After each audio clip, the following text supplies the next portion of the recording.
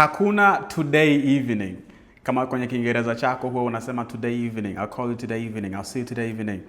Nasikitika kukwambia kwamba umeingia kwenye list ya watu ambao wanazungumza kitu kinachofanana na Kiingereza.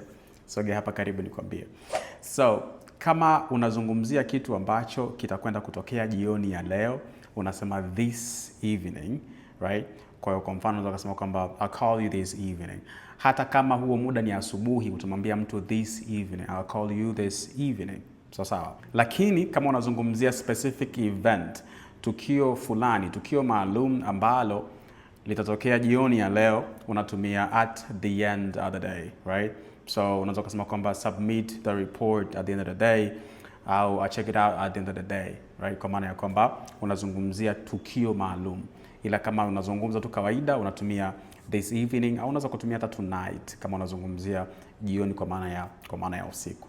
Bila shaka umeelewa vizuri. Kama hujaelewa niulize hapo chini kwenye comment section. And this is your brother in English, Mtumba.